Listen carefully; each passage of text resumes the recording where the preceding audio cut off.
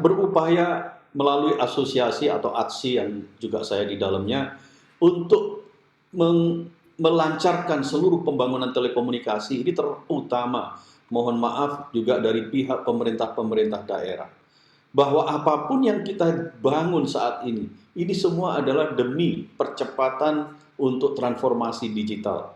Apa saja yang kendala-kendala? Pertama, masalah perizinan.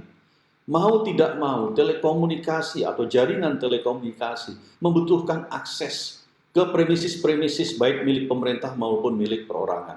Yaitu apa? Kita mau nanam kabel, kita mau mendirikan menara, kita mau menanam banyak hal alat-alat telekomunikasi di pinggir-pinggir jalan. Ini semua perizinan-perizinannya kita mohon dapat dipermudah.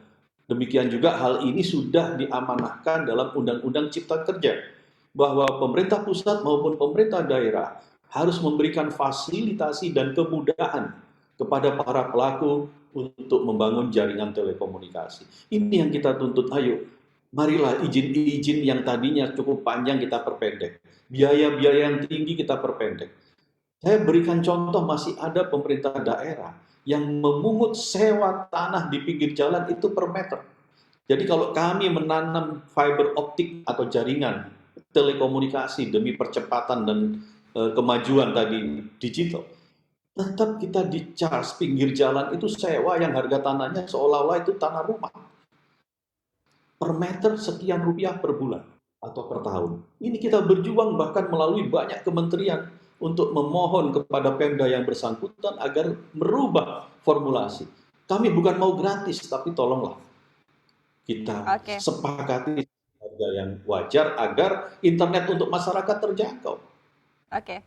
Artinya memang masih butuh kolaborasi dan juga kerjasama dari berbagai pihak begitu ya Pak ya, untuk mewujudkan tadi internet yang lebih cepat lagi, kemudian juga dengan internet yang lebih murah lagi tentunya. Pak, kalau kita berbicara terkait dengan tren dari industri telekomunikasi di sepanjang tahun 2021 ini seperti apa sih Pak? Dan mungkin prospeknya di tahun 2022 seperti apa? Karena kita ketahui bahwa pandemi juga sudah mulai berangsur-angsur pulih, kemudian juga masyarakat yang sempat WFH kali ini juga sudah mulai bekerja dari kantor. Nah, ini kira-kira trennya seperti apa Pak di tahun depan? Sengaja atau tidak sengaja pandemi banyak merubah pola kerja hampir kita semua. Yang tadinya mungkin HP tidak sama sekali untuk digunakan meeting dan lain-lain, kita tahu semua sekarang nggak ada yang nggak mungkin dengan ini semua. Kemudian ini yang mengakibatkan bahwa pemakaian atau konsumsi internet hampir setiap individu itu meningkat. Yang belajar sekarang pakai internet, yang kerja pakai internet. Apakah secara pandemi kemudian setelah pandemi meredah ini akan berubah? Tentu tidak. Tidak akan kembali kita ke old normal. Kita ingin maju untuk menjadi manusia-manusia yang lebih digital yang telah dilatih selama 2 tahun kemarin dengan paksa. Nah, inilah yang membuat memang prospek daripada kebutuhan konsumsi internet itu pasti akan naik dari hari ke hari. Dari sebelum pandemi hingga pandemi, secara rata-rata saya boleh katakan kenaikan konsumsi internet masyarakat naik kira-kira hampir 2 kali lipat, antara 1,5 sampai 1,9 sekian.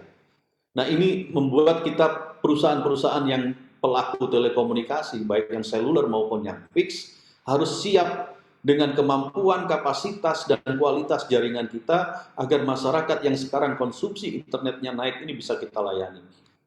Oleh sebab itu, otomatis saya katakan bahwa jumlah pemakai internet meningkat, jumlah traffic internet meningkat, ya in return tentu kita harapkan revenue akan meningkat seiring dengan trafficnya.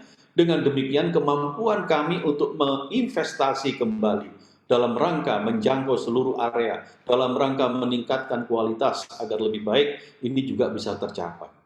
Nah, tentu pada titik gulungannya nanti tarif secara berangsur pasti akan disesuaikan untuk turun sesuai dengan per unit yang kita investasikan lebih rendah, per unit yang dipakai akan lebih rendah, tentu saja tarif akan bisa